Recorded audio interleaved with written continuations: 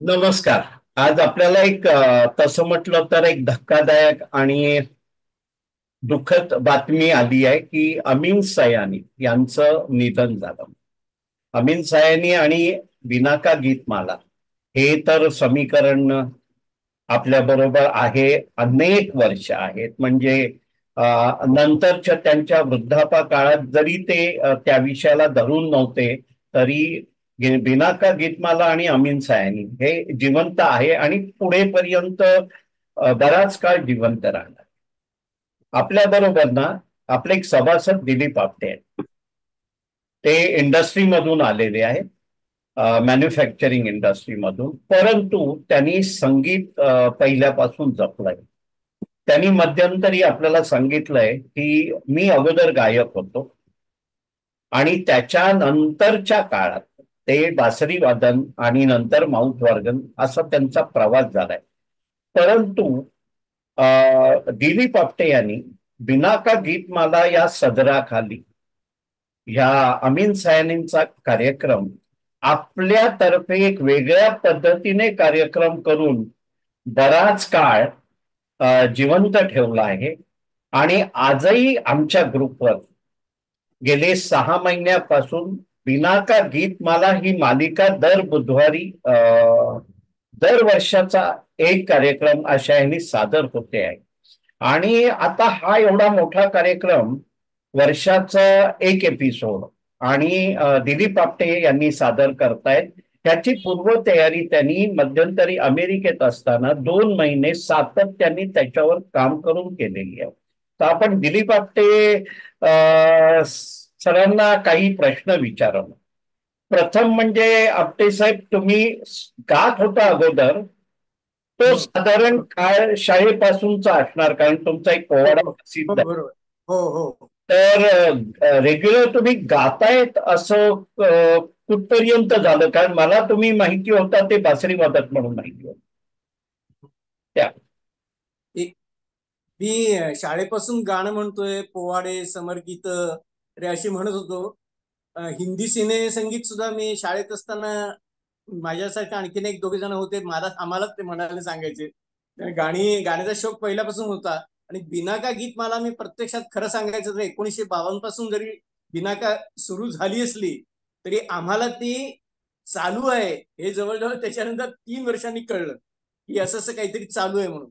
त्यावेळेला मी 1955-56 साली म्हणजे मी त्यावेळेला 10-12 वर्षाचा होतो साधारण.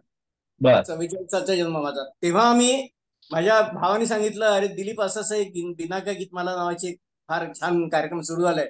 आणि तेव्हापासून मग आम्ही रेडिओ ऐकायला सुरुवात केली. तर आम्हाला रेडिओ ऐकायला सुद्धा वडील द्यायचे नाहीत, पण ते बुधवारी फक्त 1 तास ऐकायला मोकळीक होती. आणि तेव्हापासून ते आम्हाला हिंदी संगीताची इतकीच गोडी लागली की प्रत्येक वेळा कुठलं गाणं पहिलं येईल, दुसरं येईल, अशा म्हणजे पैजा लागायला सुरुवात केली. आणि तेव्हापासून जास्त हिंदी संगीत आवडायला लागलं असं झालं. तुमचं शाळकरी जीवन, हा. व्हिडिओ चालू करा. तुमचं हा. शाळकरी जीवन हा. हे सोलापूरला झालेलं आहे. सोलापूरला बरोबर. त्याच्यानंतर तुमचं तुम्ही इंजिनियर आहात. ते पॉलिटेक्निक मध्ये डिप्लोमा आहे.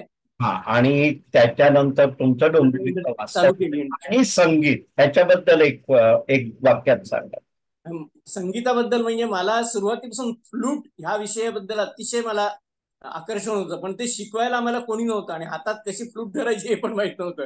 डोंबिवलीला पहिल्यानंतर 4 दिवसात फ्लूटचे कोणी आहेत का शिक्षक म्हणून शोधून काढले. त्या आता सध्या जे धनंजय भोसेकर जे गीत रामायण गातात दरवर्षी, त्यांचे वडील चंद्रकांत भोसेकर, बरं. त्यांचा पत्ता मला मिळाला. आणि हो. त्यांनी मला सुरुवातीचे अगदी काही दिवस साधारण 3-4 महिने मला थोडे शिकवलं, रागदारीवारी शिकवली. पण त्याच्यानंतर मला जमेना माझ्या व्यवसायामुळे, म्हणून मग ते तिथे सोडून दिली. फ्लूट पण सोडून दिली आणि गायन पण ते वाजवणं पण सोडून दिलं.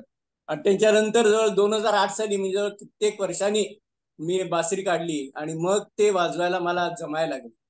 आधी उभ्या फ्लूटवरच वाजवत होतो. माऊथ ऑर्गनवर कधी आला? हा, माउथ ऑर्गनवर मी सांगतो तुम्हाला. 2008 साली मी बासरी वाजवायला मला हे चांगल्या यायला लागली. मला असं वाटलं की आपण आता असं हँडी असं काहीतरी इन्स्ट्रुमेंट घ्यायला पाहिजे की आपण कुठेही जाऊन आपल्याला ते सहजपणे हाताळता आलं पाहिजे. मी त्याला नो मेंटेनन्स पाहिजे. तर असं कुठलं तर माउथ ऑर्गन. तर माउथ ऑर्गन शिकवणारे इथे रवी पोंक्षे आहेत. आमच्या इथे कॉर्नर. त्यांना मी जाऊन सांगितलं की असं असं आहे. तर ते म्हणाले तुम्ही घेऊन या माउथ ऑर्गन, पण ते शिकायला तसा वेळ लागेल आणि घाई करायची नाही गाणी वाजवायची. सारेगमप वाजवायला 2-3 महिने लागले तरी हरकत नाही. तोपर्यंत मी एक पण गाणं तुम्हाला सांगणार नाही. म्हटलं ठीक आहे, म्हटलं मला कसा हातात धरायचं काहीही माहिती नाही. ते मला काही काळजी करू नका, पण मी तुम्हाला वाजवून पण दाखवणार नाही. कारण काय माउथ ऑर्गनचा उष्णा झाला म्हणजे त्याच्यात मग ते लाळ वगैरे जाते ना, त्यामुळे तुम्ही तसंच तुम्हाला शिकावं लागेल. पण साधारण 1-2 महिन्यांनी मला सारेगम यायला लागलं आणि त्याच्यानंतर हयापना दिल तो आवारा हे गाणी त्यांनी मग वाजवून दाखवलं. त्यांनी वाजवलं, मी वाजवलं. नंतर 1-2 गाण्यांतर त्यातली मला नॅक कळली की त्यावेळेस तो नेमका ते बटन कधी दाबतात, ते स्लायडर स्लाइडिंग, ते स्लायडर. कसं करायचं याच्याबद्दल मला फार उत्सुकता होती. पण ते हळूहळू मला कळायला लागलं. त्यामुळे मग आता मी गाणी वाजवायला लागलो आणि मग बिनाका गीत मालाकडे मी वळलो की असा एखादा कार्यक्रम जाहीर कर आपण द्यावा 1 तासभर. की मग कुठला, तर मग ज्येष्ठ नागरिकांना बिनाका आवडतं. मग बिनाका किती, 16 गाणी. मग 16 गाणी कुठली घ्यायची, मग 1952 ते 1967 पर्यंतची ती 16 गाणी मी निवडली. त्यातली फक्त टॉपची गाणी वाजायला लागलो, बाकीच्यांची फक्त नावं सांगायला लागलो की ही गाणी होती. आणि मग त्यात मध्ये निवेदन जयश्रींनी तयार करून दिलं. ते असे जवळ 75 एक कार्यक्रम बिनाका आणि मराठी हिंदी वगैरे असे मिळून आतापर्यंत झालेत 75. आता पुढचा पुण्याचा माझा 76वा कार्यक्रम होईल, म्हणजे 2012 सालापासून. आता बिनाका गीतमालाला तुम्ही कोणत्या वर्षी वळलायत हा कार्यक्रम करण्याच्या याने? मी सांगतो, 2012 साली बिनाकाला बरोबर 60 वर्ष पूर्ण झाली होती. 1952 सुरू झाली, 2012 साली 60 वर्ष. म्हटलं काहीतरी त्याला मुहूर्त पाहिजे की ह्या दिवशी आपण चालू करू. म्हणून जसं आता मला 71 वर्ष बिनाकाला पूर्ण झाली असं म्हणून मी चालू केला, तसं त्यावेळेला 60 वर्ष पूर्ण झाली म्हणून मी तो बिनाका गीतमालाचा कार्यक्रम सुरू केला. आणि आता हा 43 एकंदर एपिसोड आहेत 1952 ते 1994. त्यातले आता बरेचसे झालेत 1964 पर्यंत 13 एक जवळ झालेत. तर पुढची सगळी मला बरीच मजल गाठायची आहे. पण ते हळूहळू निवेदन काय करायचं, मोठा प्रश्न असा होता की गाणी तर ठीक आहे, मी ते बासरी वाजून दाखवून, पण निवेदन काय करायचं. प्रत्येक वेळा निवेदन करायचं. मग अमीन साहेबांच्या बद्दल थोडी माहिती, रेडिओ सिलोन बद्दल माहिती, आम्ही शाळेत कसं करत होतो, कसं जात होतो त्याबद्दलची माहिती, असं तयार करून ते एपिसोड सगळे तयार करून ठेवलेत. फक्त ते दरवेळा वाचन करतो आणि मग त्याची हे पाठवतो. नाही, मला ह्याची कल्पना आहे की सगळे तुमचे कार्यक्रम बिनाका गीतमाला म्हणा किंवा इतर बासरी वादनाचे त्याच्यात जयश्रीताई आपटे तुमच्या हो सोबत हो. ती साथ. निवेदन, सगळं निवेदन ती प्रत्येक वेळा लिहून काढते आणि चांगलं लिहिते ती. म्हणजे ती योग्य अशा तऱ्हेने ती निवेदन करते आणि तेच ती लिहून काढते आणि ती वाचून दाखवते. मी एक एक गाणं वाचून दाखवतो, असा आमचा कार्यक्रम असतो. तर आता 75 कार्यक्रम झाल्यानंतर तुम्ही पुण्याला 3 कार्यक्रम करणार आहात. 3 कार्यक्रम करणार. जयश्रीताईंनी आता पण तुमची कास धरलेली आहे, हो तुमच्या बरोबर निवेदन करणार आहेत. आता हो. तुमचं वय जरा सांगा. काय? वय वय. माझं होय. माझं 79 आहे. हा आणि हा, जयश्री, जास्त सांगू नका. जयश्रीचा 6 वर्ष. 73 आहे. 73 आहे. तर हे विचारणं मागचा उद्देश असा होता की तुम्ही तर एक आदर्श आहातच की कोणत्याही वर्षी आयुष्याच्या नवीन संगीताचे भाग शिकता येतात. मग ते बासरी वादन असून दे, माउथ ऑर्गन असून दे, आणि आपला व्यासंग टिकवून आपण संगीत सेवा स्वतःच्या आनंदासाठी आणि इतरांच्या आनंदासाठी सतत राबवत असतात. कारण तुमचा आमचा संपर्क दिलासा विरंगुळा केंद्र या माध्यमातून ज्येष्ठांसाठीच्या या उपक्रमात गेले 4.5-5.5 वर्षापासून आहे. हो महत्व एवढं लागतं की पूर्वी कसं होतं, डिजिटल माध्यम आता झालेलं आहे, हा आपला इंटरव्ह्यू डिजिटल माध्यमाने होतोय. हो पण पूर्वी डिजिटल माध्यम नव्हतं तेव्हा तुम्ही 75 प्रयोग करू शकलात आणि ते सातत्य मेंटेन केलं म्हणण्यापेक्षा, जसं तुम्ही आता म्हणालात मी अमेरिकेत असताना आत्ताच्या अमीन सायानी आणि बिनाका गीतमालावर 1.5-2 महिने सातत्याने काम केलं आणि आता तो कार्यक्रम गेले 6 महिने तुमच्याकडे येतोय. हो आणि त्याच्यानंतर एक सगळ्यात महत्वाचा भाग येतो की तुम्ही आम्हाला काही एपिसोडमध्ये मागच्या अमीन सयानींचा आवाज पण काढून काही भाग सादर केलाय, हो. त्याच्याबद्दल जरा सांगा. हे तो काय अमीन साहेबांचा आवाज, अमीन साहेबांचे इतके कार्यक्रम, शेकडो कार्यक्रम बिना का गीत मला म्हटलं तर आपल्या समोर येतात. पण त्यात त्यात एक असा कार्यक्रम आहे की 1952 ते 1952 ते 2000 सालापर्यंत त्यांचे जे काय बिना का गीतमालाचे जे कार्यक्रम झाले 94 सालापर्यंत, प्रत्येक कार्यक्रमाबद्दल त्यांनी त्यात आवाज दिलेला आहे. शेवटचं गाणं आता हे 52 सालचं झाल्यावर हे अभी सुनिये 53 का पहिले पायदान पर, असं म्हणून ते जे म्हणालेत ना, ते तेवढं मी फक्त रेकॉर्ड करून घेतलंय, बाकी काही नाही. बाकी मग ते आधीचं सगळं रेडिओ सिलोनचं संगीत, मग त्यांचा तो आवाज, ते सगळं अब शुरू हो रही है बिना का गीत मालावर, ते सगळं मी रेकॉर्ड करून मी मधल्या त्या ह्याच्यात मी माझं म्हणणं मांडतो आणि मग ते रेकॉर्ड करतो एकत्र. म्हणजे तुम्ही बिनाका गीतमालाच्या शीर्षकाखाली अमीन सायानी आता पण आमच्यापर्यंत पोहोचवत आला, जोपर्यंत अमीन सायानी हयात होते. म्हणजे एखाद्या व्यक्तीचं हयात असताना एवढी सेवा होणं, आणि आता 75 कार्यक्रमानंतर आणखी 3 कार्यक्रम आत्ताच पुण्याची येणं, हा मोठा योगायोग आहे बघा. हा, मुख्य मला एक सांगायचं आहे महत्वाचं, की आता कराओके साधारण किती 6-7 5-6 वर्षापूर्वी झाले, पण त्याच्या आधी काही कराओके हा प्रकारच नव्हता ना. त्यावेळेला मी डिजिटल तबल्यावर हे सगळे कार्यक्रम सादर केले, कारण हा तबल्याशिवाय काही मजा नाही. बरं, ते प्रत्येक वेळा तबलेवाला कुठे घेऊन जायचं, ते परवडणार पण नाही त्यावेळेला. वा वा. त्यामुळे डिजिटल तबल्यावर शिकलो. केरवा कुठला ताल, दादरा कुठल्या याला गाणं बसतो. माझी सून तिने मला मदत केली ताल शोधायला, आणि मग त्या तालावर मी गाणी वाजवली. आता कराओकेवर सादर करतो. वा वा वा. म्हणजे पहिल्यापासून तुम्ही डिजिटल तबल्याची मदत घेतली. आणि कारण तबलजी आणि हार्मोनियम वादक घेऊन जायचं असेल तर दुसरं एक गोष्ट असते की त्यांच्याबरोबर एक अगोदर 4-5 प्रॅक्टिस व्हायला लागतात. आणि मुख्य म्हणजे माझी कराओकेची प्रॅक्टिस म्हणजे हार्मोनिका लव्हर्स मध्ये ज्या वेळेला आम्ही तिथे जमत होतो, त्यावेळेला शरद अग्निहोत्री चांगले वाजवायचे. कराओकेच्या बद्दल त्यांना बरीच माहिती होती. त्यांचं सुद्धा म्हणजे मला त्यावेळेला गायडन्स मिळालं हे मी नम्रपणाने सांगू इच्छितो.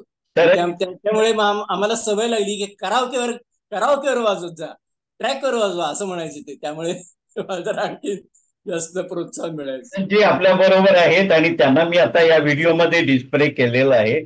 शरदजी, तुम्ही गुरु आहातच सगळ्यांचे, पण मला हे आवडतं की मर्यादा नाही बघितली कोणालाही गुरु मानताना. त्यांनी तुमचं नाव घेतलं, तुमचं घेतलेलं आहे, आणि जिथे आणि आवाज कट होतो. हा, जिथे सायंटिफिक काही शिकता येईल. आणि मला हे आवडलं की तुम्ही म्हणाला होता की माझी सून माझी गुरु आहे. त्याच्याबद्दल माझी मार्गदर्शक आहेत. मी जसे अग्निहोत्री मार्गदर्शक, तर ती पण मार्गदर्शक आहेतच. बरं. आता आज अमीन सायन आपल्यातून सायनिक गेले, तर तुम्हाला काय त्याच्याबद्दल म्हणायचं आहे, तर एक क्लोजिंग रिमार्क द्या. नाही, खरं सांगायचं त्यांची आणि माझी भेट व्हावी अशी माझी फार इच्छा होती, पण ते इतके आता ते त्यांचे वयस्क झाले होते आणि त्यांना भेटणं इतकं सहज नाहीये. ते कोणाच्या तरी ओळखीने वगैरे असंच भेटू शकलं असतं, पण ते काय भेटणं शक्य होणार नाही मलाही माहिती होतं. म्हणून मग मी तो नाद सोड दिला की बा नाही, ठीक आहे, ओके, असं झालं. ती एक खंत राहिली. हो. अपुरं राहिलं का, म्हणजे तुमच्या हातात जे करणं शक्य होतं ते सगळं तुम्ही केलंय, आणि जे बाहेर असतं ते हा पण एक आनंदी राहण्याचा छान हे आहे. तर आपण जर आपल्यापैकी आणखी कोणाकडे काही प्रश्न आहेत ते घेणार आहोत. आपटे साहेब, हा खूप मोठा रमेश पाटलांना काय विचारायचं वाटतं? रमेश पाटलांनी हात वर केला होता. मी विचारतो रमेश पाटील यांना. आपटे साहेब, रमेश पाटील यांचा प्रश्न आहे की तुम्ही 10-12 वर्षाचे असताना रेडिओच्या इतर प्रोग्राम मधून फक्त बिनाका गीतमाला ऐकण्यासाठी 1 तास तुम्हाला मुभा पालकांनी का दिली होती? त्यांची मानसिकता तेव्हा काय होती? आता खरं सांगायचं म्हणजे माझे वडील किंवा माझे 2 काका यांना लोकांना दोघांनाही कोणालाही हिंदी संगीत किंवा सिनेमा याच्याबद्दल काही माहित नव्हती आणि त्यांना इंटरेस्ट पण नव्हता. पण माझा जो चुलत भाऊ होता, 4 वर्षांनी मोठा होता, त्याला अतिशय इंटरेस्ट होता. आणि माझी काकू जी होती, जिने माझा आईसारखा सांभाळ केला, तिला सुद्धा अतिशय संगीताची आवड होती. आणि माझ्या भावाला विशेषतः जास्त होती, की बिना काही मला तो अक्षरशः वही घेऊन आम्ही बसायचो आणि तो सांगायचे एक एक एक एक एक एक गाणं, आणि ह्याचं तू संगीत म्युझिक डायरेक्टर हे लिही ते लिही, आणि मग वह्या भरायचे आमचे. त्याच्यामुळे आम्हाला नाद लागला. आणि आम्ही दोघे आणि तिघे आम्ही असल्यामुळे माझ्या वडिलांना आणि काकांना काही नाही म्हणता आलं नाही. मग ते म्हणाले ऐकत जात नाही, बुधवारी 8 ते 9 एक तास मला काय ऐकायला हरकत नाही, पण आम्हाला काही त्यात इंटरेस्ट नाही वाटत, असं त्यावेळेस की मला झालं. आवडतं तुमचे मोठे चुलत बंधू हो तुमची काकू बरोबर होती, पण हो, तुम्ही अजून आहे तो, तेव्हा आहे अजून. आम्ही वह्या भरल्या हे सांगितलं. हे हो कारण अभ्यास हो हो. हा हा, छान.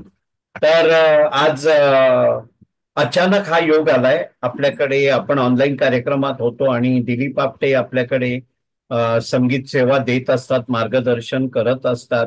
आता गाण्यामध्ये पण असतात, माउथ ऑर्गन, हार्मोनिका. आणि आपल्या ग्रुपला त्यांनी एक कोविडच्या काळात 52 आठवड्यांना 52 रागांची माहिती, त्या रागांवरची 15-20 गाणी वगैरे, आणि आपण स्वतः त्या रागांवर वाजवलेलं गाणं, अशी पण सेवा दिलेली आहे. आणि आज अनायसे आपण ऑनलाईन होतो. तर आणि दिलीप आपटे यांचा बिनाका गीतमाला आणि अमीन सायनी यांच्याशी जवळचा संबंध आहे. त्यांनी त्याच्यावर खूप प्रयोग स्वतः पण केलेत आणि प्रयोग सादर केलेत. 75 प्रयोग होऊन आणखी एक 3 प्रयोगांना ते पुढे जात आहेत. मुख्य आणखी विशेष मला सांगायचं म्हणजे आकाशवाणीवर सुद्धा मला निमंत्रण आलं होतं वा बासरी आणि ममतारगम वाजवण्याचं. त्यात सुद्धा वा. 1-2 गाणी बिनाकावर वाजवली. हा फार महत्वाचा मुद्दा राहून गेला होता. आणि आपल्याला या आजच्या दिवशी दिलीप आपटेंची मुलाखत घेता आली, त्याबद्दल आपटे साहेब तुमचे खूप खूप आभार. आणि आपण इथे थांबतो.